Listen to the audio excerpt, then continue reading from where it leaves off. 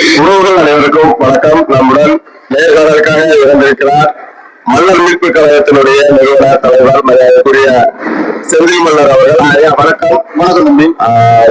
அதாவது இன்றைய அரசியல் சூழ்நிலை குறித்து தங்களோடு உரையாட இருக்கிறோம். தற்போது இன்று அதாவது விஜய் அவர்கள் தமிழகத்தை ஆட்சி ஆளக்கூடிய அமைப்பில் முதலமைச்சராக பதவியேற்றிருக்கார். இது வந்து உங்களுடைய பார்வை எப்படின்னா? பார்வை என்பது ஒரு புதிய அரசு அமைக்கப்பட்டிருக்குது. மெய்யான பார்வைங்கிறது வந்து திராவிட மாயை அடக்கப்பட்டிருக்கிறது. திரைமலைக்குள் தமிழக மக்கள் சிக்கியிருக்கிறாங்க அப்படிங்கிற ஒரு அச்சமும் என்னை போன்றவர்களுக்கு இருக்குது. மண்வளம் மக்கள் நலம் சார்ந்த அரசாக இருந்தால் மக்கள் அதை வந்து தொடர்ந்து ஏற்பாங்க. ஒரு 6 மாதங்கள் வந்து அதற்கான வாய்ப்புகளை கொடுத்துட்டு இது தொடர்பாக பேசலாம். நிச்சயமாக முதல்வர் சட்டமன்ற தேர்தலில் தாங்கள் வேட்பாளராக போட்டியிட்டு இருந்தீர்கள். அங்கு தங்களுக்கான வாய்ப்பு எப்படி இருந்தது? அங்கு நடந்த நிலவரம் என்ன? மக்களுடைய மனநிலை இன்றைக்கு எப்படி மடைமாற்றப்பட்டிருக்கிறது எல்லோருக்கும் தெரியும். நானும் தேர்தல் களத்தை சந்திச்ச முதல்வர்கள் வந்து அது ஒரு வெற்று அரசியலுக்காக அல்ல, ஒரு விளம்பர அரசியலுக்காகவும் அல்ல. அது ஒரு விடுதலைக்கான அரசியல், சமூக விடுதலைக்கான அரசியல். இந்த சமூகத்தினுடைய தன்மானத்திற்காக நான் அங்க நின்னேன். அங்கே நின்னவருடைய கடந்த கால வரலாற்று பின்னணி எல்லோருக்கும் தெரியும். அதனால இது ஒரு சமூகத்திற்கு விடப்பட்டிருக்கக்கூடிய ஒரு சவால். அந்த சவாலை எதிர்கொண்டு நான் இந்த ஒரு பொது தொகுதியில் ஒரு தமிழக வாழ்வுரிமை கட்சியின் சார்பாக நான் வந்து அண்ணன் வேல்முருகனுடைய வழிகாட்டல வந்து அந்த தேர்வை வந்து சந்திச்சேன். மக்களை சந்திச்சதுல மன நிறைவு. என்னுடைய வாக்குகள் என்பதும் மிக குறைவாக இருந்தால் கூட என்னுடைய வாக்குகள் திருடப்பட்டிருக்க அப்படிங்கிறத நானும் வந்து அறிய முடியுது. அந்த இருக்கக்கூடியவர்கள்ட்ட வந்து நம்ம வந்து விசாரிக்கிற போது அந்த மாதிரி இருக்குது. இருப்பினும் இந்த சமூகம் இன்னும் அரசியலாக்கப்படவில்லை அப்படிங்கிற வருத்தமும் வேதனையும் என்னிடத்தில் இருக்கிறது. சமூகத்திற்குள் சமூக முன்னோடிகள், சமூகத்தினுடைய வழிகாட்டிகள் போல இருக்கக்கூடியவர்கள் எல்லோருமே இந்த சமூகத்தை தவறாக வழிநடத்துறதை நம்ம பார்க்க முடிஞ்சது. நாம் கால் வைத்து அந்த களத்திற்கு போவதற்கு முன்னாடி என்னை பற்றி அவதூறுகளை வந்து பொய்யான அவதூறுகளை வந்து பரப்பி ஒரு குழப்பத்தை ஏற்படுத்தினாங்க. அதுக்கு பின்னாடி திமுக வேட்பாளர் கண்ணப்பன் தான் அதை வந்து அவர்களை போன்றவர்களை வந்து வழிநடத்தி இருக்கிறாங்க அப்படிங்கிறதும் நமக்கு தெரிய வருகிறது. இந்த சூழலில் ஒரு சிலருடைய சில கேள்விகளுக்கு நான் விடை சொல்ல விரும்புகிறேன். அதாவது அரசியல் புரிதலுக்கு கேள்விகளை வந்து மக்களுக்குள் விதைத்து ஒரு குழப்பத்தை ஏற்படுத்துறாங்க. அந்த குழப்பம் என்பது போன முறை நான் ராமநாதபுரத்தில் நிற்கிற போது அண்ணன் வந்து நாம் தமிழர் கட்சியினுடைய வேட்பாளராக நிற்கலாமே, ஏன் சுயேட்சையாக நிற்கிறாரு அண்ணன் பேசி அப்படிங்கிற மாதிரி ஒரு கருத்தை வந்து சொன்னாங்க. அது வந்து அரசியல் என்பது அரசியலுடைய போக்கு என்பது எப்படி இருக்கும் அப்படிங்கிறத பற்றி தெரியாமல் ஏதோ வந்து நமக்கு வந்து எந்த கட்சியாக இருக்கட்டும் அந்த கட்சியில இடங்களை பெறுவது என்பது ஏதோ கடைகளை வந்து நாம வந்து விலை கொடுத்து வாங்குறது போல வந்து ஒரு ஒரு பார்வையில வந்து அந்த மாதிரி கருத்து சொல்றாங்க. அது தவறானது. இந்த முறை நான் தேர்தலில் இருக்கிற போது முதலில் வந்த ஒரு கருத்து, அண்ணன் செந்தில் மன்னர் ஏன் வந்து தமிழக வாழ்வுரிமை கட்சியின் சார்பாக நிற்கிறாரு, அவர் சுயேட்சையா நம்ம சமூகம் சார்பாக நிக்கலாமே அப்படிங்கிற ஒரு கருத்தை சொன்னாரு. நான் அந்த கருத்தை சொன்னவர்கிட்ட உடனே கேட்டேன், தம்பி அவர் யாருன்னு கேட்டேன். அவர் திமுகவுல ஏதோ ஒரு பொறுப்புல இருக்கிறாராம். அப்ப அவர்கிட்ட சொல்லுங்க தம்பி, இந்த திமுகவில் இருக்கக்கூடிய வேட்பாளர்கள் எல்லாம் சுயேட்சையா தான் நின்று வச்சு பெறாங்களா? அப்ப இது வந்து இந்த சமூகம் அரசியலாக கூடாது அப்படிங்கிறதுக்காக விதைக்கப்படுகிற விசனத்தனமான கருத்தை உடைய இந்த சமூகத்தை வந்து நல்வழிப்படுத்துறதுக்கான கருத்து கிடையாது. அதை புறநல்லுங்கள் அப்படின்னு சொன்னேன். இன்னும் தேர்தல் பரப்புரைக்கு போற போது ஒரு 7 வயது மூத்த ஒரு அண்ணன் கேட்டாரு, நீங்க வந்து முன்கூட்டியே எல்லாத்தையும் இந்த சொல்லிட்டு வந்திருக்கலாமே அப்படின்னு ஒரு கருத்தை ஒரு நல்ல கேட்டாரு. அதுக்குள்ள என்ன உங்களுக்கு எனக்கு தெரியல. அப்ப அவர்கிட்ட நான் கேட்டேன், அது இது வரைக்கும் நீங்க எத்தனை தேர்தலில் வாக்களிச்சிருக்கீங்க, எத்தனை வேட்பாளர்களுக்கு வாக்களிச்சிருக்கீங்க, எந்தெந்த கட்சி சார்ந்தவங்களுக்கு வாக்களிச்சிருக்கீங்க, அவர்கள் உங்கள்கிட்ட வந்து கேட்டு வந்தாங்கன்னு கேட்டேன். அப்படியே சிரிச்சார். அவரால் வந்து அதுக்கு பதில் சொல்ல முடியல. ஏனென்றால் அங்க வந்து இப்ப தேவேந்திரோட 400க்கும் மேற்பட்ட வாக்குச்சாவடிகள் இருக்குது. 600-700க்கும் மேற்பட்ட மொத்த தொகுதிகள் இருக்குது. அந்த தொகுதியில் ஊர்கள் இருக்குது. அதுக்கு யாரும் முன்கூட்டி போறது கிடையாது, போகவும் முடியாது. தேவேந்திர சமூக ஊர்கள் மட்டும் ஒரு 730 ஊர்களுக்கு மேல இருக்கு. 230 ஊர்களுக்கும் போய் எல்லோரிடத்திலும் நேர்ல கேட்டு கருத்து கேட்டுலாம் ஒரு வேட்பாளர் இருக்கணும். அது வந்து சாத்தியம் கிடையாது. அதுக்கு எத்தனை நாட்கள் ஆகும், எத்தனை மாதங்கள் ஆகும், அதுக்கு எவ்வளவு செலவுகள் ஆகும் இப்படிங்கிறதெல்லாம் வந்து இது போல யாரும் கேட்டு மக்கள்கிட்ட கேட்டு போய் நின்றது என்பது அப்படி ஒரு வரலாறு கிடையாது. வரலாறு கிடையாது என்றாலும் கூட என்ன மக்கள் அதாவது நினைக்கிறார்கள் என்றால் இன்று வட்டார சங்கம் இருக்கிறது, ஊருக்கு வந்து பொதுநல சங்கம் இருக்கிறது. இது போன்ற சங்கங்களை கேட்டு தொழில்கள் வந்தால் நல்லா இருக்கும் என்பது நாம் கேட்டோம்.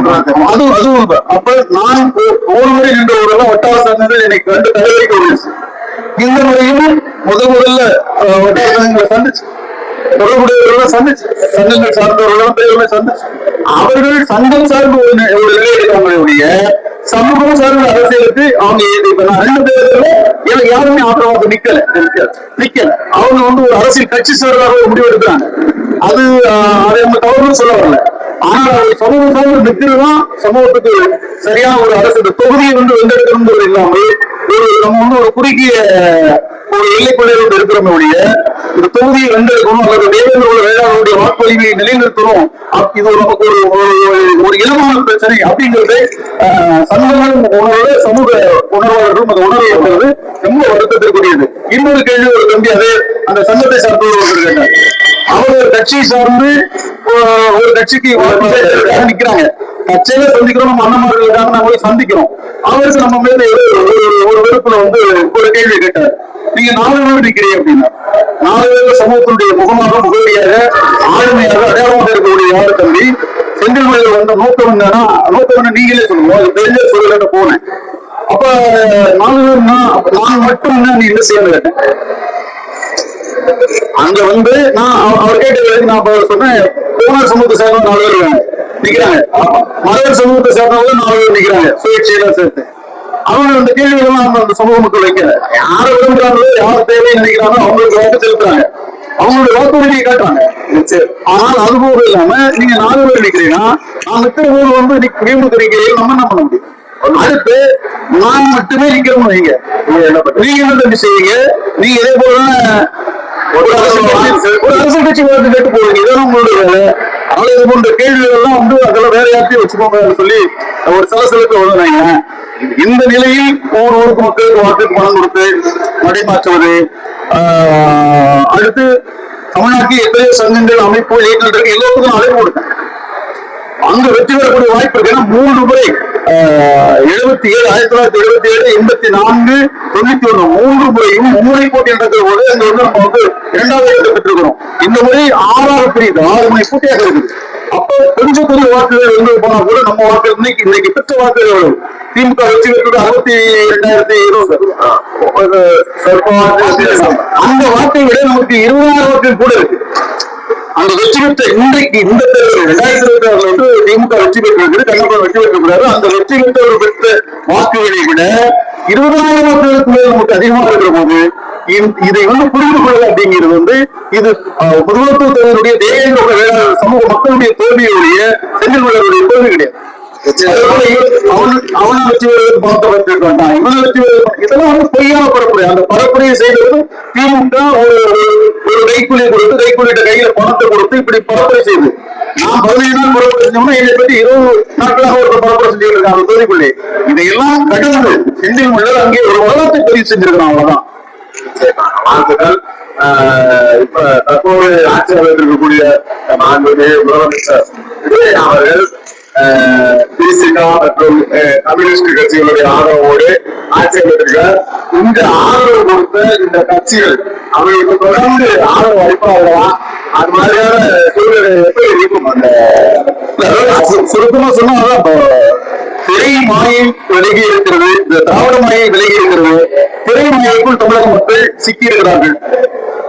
இவர் வந்து தூய சக்தி, அவர் வந்து தீய சக்தி அப்படின்னாங்க. திமுக வந்து தீய சக்தி என்றும் தமிழக வந்து தூய சக்தின்னு சொன்னாங்க. அப்ப இவர் வந்து தனித்தன்மை தனி பால் சொல்றாரு. தமிழக பால், திமுக நஞ்சு.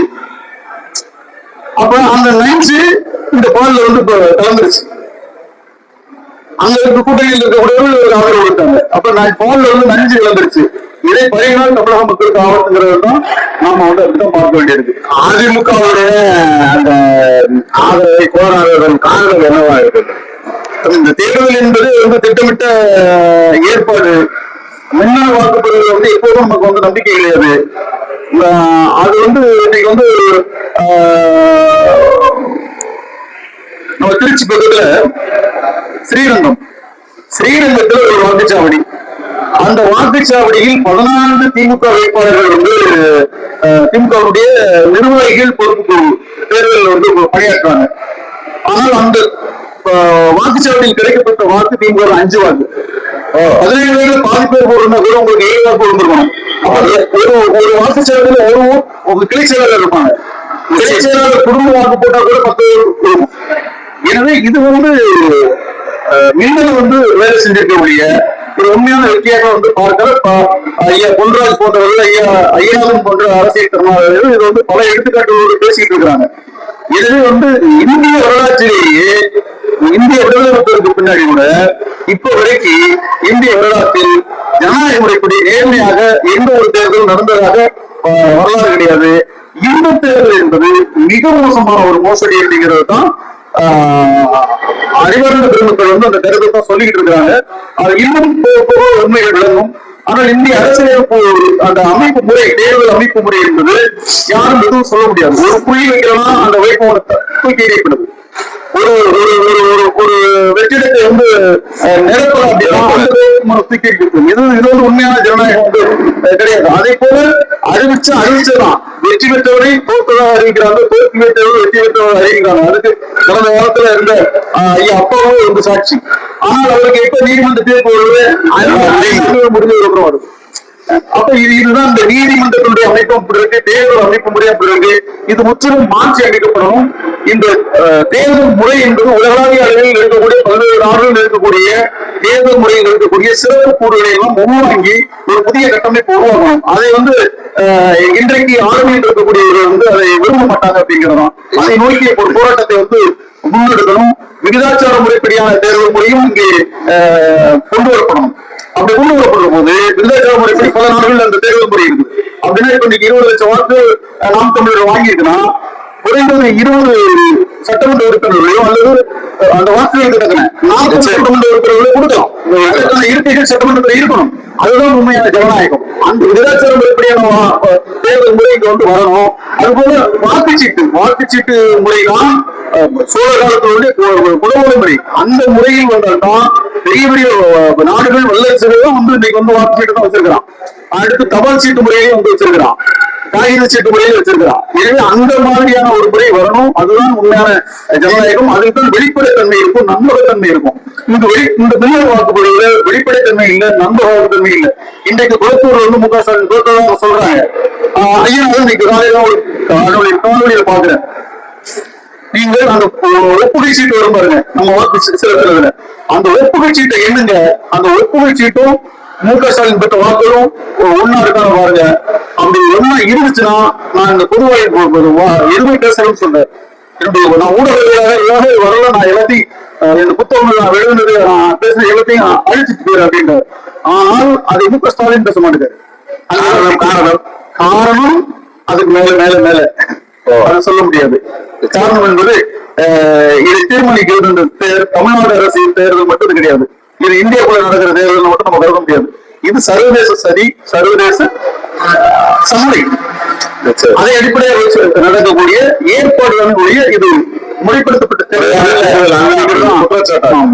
நிச்சயமா 2026 சட்டமன்ற தேர்தலை பொறுத்தவரை சமூக அமைப்புகள், சாதி அமைப்புகள், சாதி கட்சிகள் ஒழிக்கப்பட்டு விட்டன அப்படின்ற மாதிரி ஒரு பதிவு இருக்கு. அதை நம்ம நீங்க எப்படி பாக்குறீங்க? இந்த ஜனநாயக அமைப்பு அப்படி வந்து அவங்க அதை சொல்றாங்க. அப்படிலாம் இல்ல, எதுவுமே இல்லாத எளிய முறையில் நம்ம அரசை எதிர்கொள்றோம்.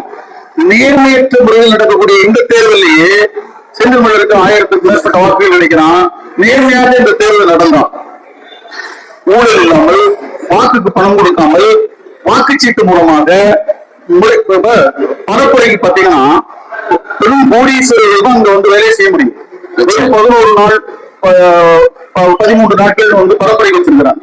அதுல வந்து தொகுதி முழுவதும் போக முடியுமா எல்லாரும் வாய்ப்பு. அப்ப தேர்தல் பரப்புரைக்கு வந்து உரிய கால அவகாசம் வேணும்.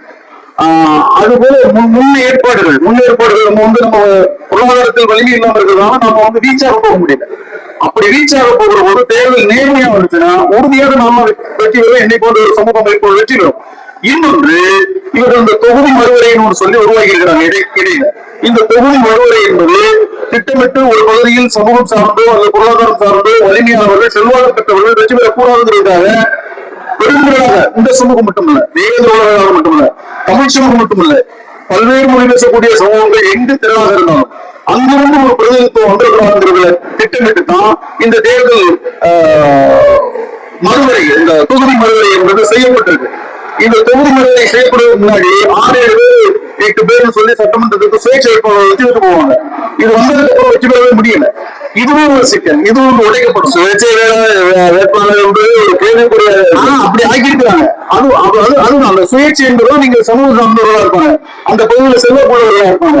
அவர்கள் செல்லக்கூடாது, அவருடைய செல்லக்காசாக தொகுதி வந்து மறுவரைங்கிற பேர்ல பெரும்பான்மை சமூகங்களை பிளவுபடுத்தி வச்சிருக்கிறாங்க.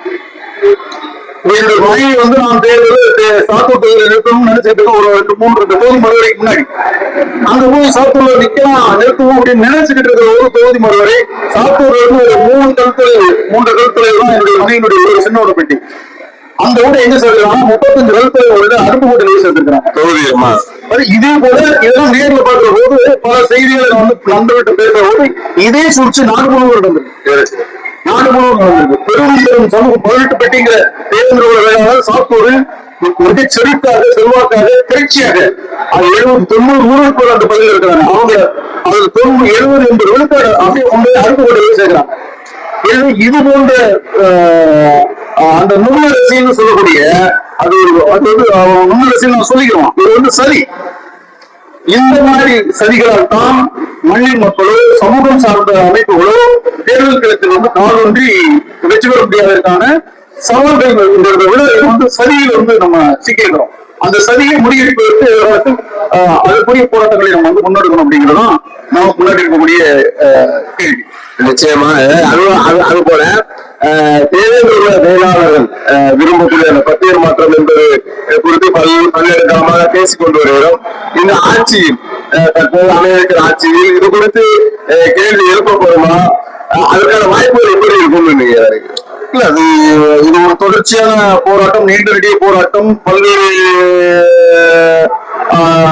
அலுவல் சிக்கல்களும் அதுக்குள்ள இருக்குது. எனவே இது தொடர்ந்து நம்ம அந்த போராட்டத்தை வந்து நம்ம வந்து முன்னெடுக்கும் அரசுகளுக்கு வந்து அழுத்தம் கொடுக்கும். இதை தாண்டி வந்து தேவேந்திர குல வேளாளர் சமூகம் கல்வியிலும் பொருளாதாரத்திலும் மேம்படுவதற்கான சிந்தனை ஓட்டத்துக்குள்ள போகணும். குறிப்பாக தற்சார்பு பொருளாதாரம், நமக்கு தேவையான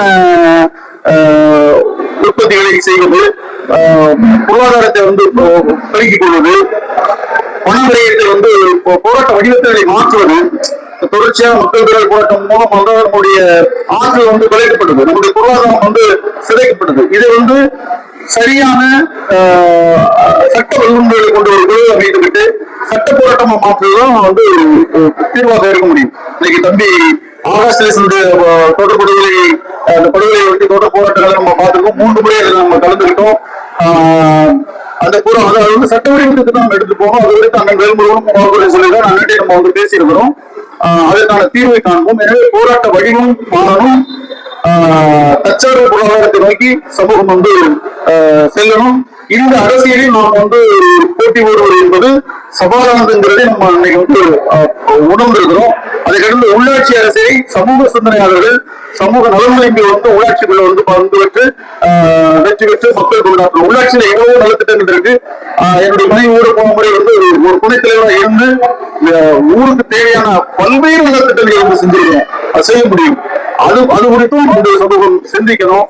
தொடர்ந்து சமூகத்தை எவ்வாறு வழிநடத்துவது என்பது குறித்து சமூக சிந்தனையாளர்களோடு நம்ம வந்து கலந்து ஆலோசித்துக்கிட்டு இருக்கிறோம். நம்ம அடுத்தடுத்து மக்களுக்கான அரசியலை வந்து அரசியல் என்பது தேர்தல் அரசியல் மட்டுமல்ல, வாழ்வியலுக்கான அரசியலை வந்து நம்ம வந்து வழிகாட்டுவோம். தம்பி ஆகாஷ் அவருடைய படுகொலை இன்று தொடர்ந்து 60 நாட்களுக்கு மேலாக 65-70 நாட்கள் ஆகிவிட்டது. தற்போது நிலவரம் அங்க எப்படி? இல்ல அன்றைக்கு அந்த போராட்டத்தை வேறு வடிவத்தில் எடுத்து போனோம். நாம் தமிழக வாழ்வுரிமை கட்சியினுடைய தலைவர் அண்ணன் முத்தமிழன் வேல்முருகன் அவர்கள் வந்து 1 லட்சம், அண்ணன் தன்னுடைய கட்சி சார்பாக 1 லட்சம் ரூபாய் வந்து குடும்பத்திற்கு வந்து ஒரு உதவியாக செஞ்சாரு. அந்த வழக்கு செலவுகள் இதுமே என்ன வந்தாலும் எங்களுக்கு ஒப்படைங்க, அதை எங்களோடு சேர்ந்து நானும் உங்களோடு சேர்ந்திருக்கிறோம். குடும்பமும் அந்த போராட்ட குழுவும் என்ன சொல்லுதோ அதன்படி நாங்க வந்து இதுக்கு தீர்வு கண்டுகிறேன். அதனுடைய பொறுப்பு இது போல பல அரசுடைய அடக்குமுறைகள், காவல்துறையுடைய அடக்குமுறைகளுக்கு நாம் தீர்வு கண்டிருக்கிறேன்.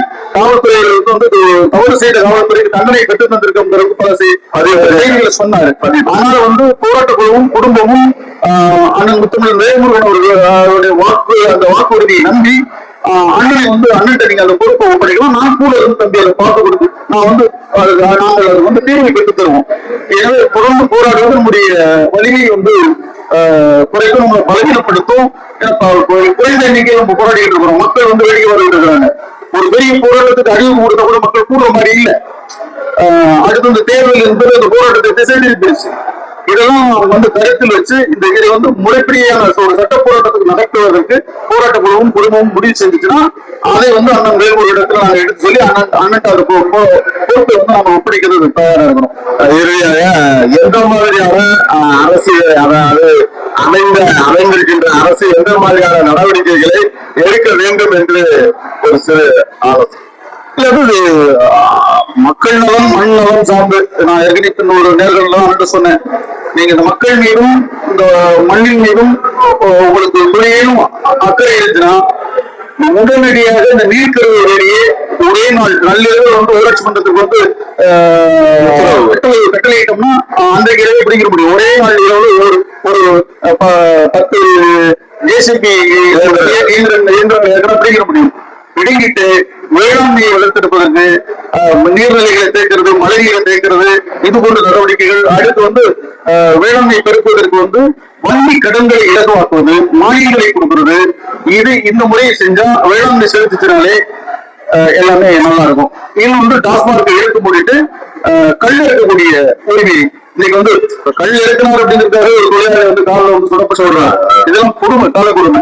எனவே பள்ளிக்கூடத்து பிள்ளைகளுக்கு வந்து பதவியை கொடுக்கலாம், உழைக்கிற மக்களுக்கு கல்ல கொடுக்கலாம். அது எந்த கேடும் கிடையாது. அது கேடுன்னு சொல்லி நிறைய பேர் மருத்துவர்கள் எல்லாம் பேசிக்கிட்டு இருப்பாங்க. அப்ப அது கேடுனா இப்ப டாஸ்மார்க் ஒரு வருமானம் கேடு இல்லையா? எனவே இது மரபு வழி பானம். அதுல பெருங்கேடம் ஒன்றும் கிடையாது. அது ஒரு உணவு தான், உணவில் ஒரு அங்கம் தான். நம்ம சாப்பிட்ற பழைய சோத்துலயும் வந்து ஆல்கஹால் இருக்குது, இட்லி ஆல்கஹால் இருக்குது. அது போலதான் கல்வியினுடைய கல்வி இருக்கக்கூடிய உரிமையை பெற்று தரணும், டாஸ்மார்க் எடுத்து போடணும். இந்த நான் சொல்ற இந்த 4 விடயங்கள் இதை செய்தாலே அது ஒரு நல்லாட்சியாக வந்து அமையும். ஒரு 6 மாதத்துக்கு அப்புறம் வந்து நம்ம பார்க்கலாம் இந்த ஆட்சி எப்படி இருக்கிறது. மக்களே வந்து முடிவெடுக்கும். அதாவது அவர்களுக்கு ஆதரவு இருக்கக்கூடிய கட்சி, அவங்க சிந்தனை பொருளுடைய சிந்தனை உடையவர்கள்னா அவர்கள் வந்து அந்த ஆட்சி தொடர்வதா வேணாமாங்கிறத கூட குறித்து தீர்மானிக்கக்கூடிய ஒரு சூழல் இருக்குது. நம்ம பொறுத்திருந்து பார்ப்போம். தொடர்ந்து அடுத்த காணொலியில சந்திப்போம். வணக்கம்.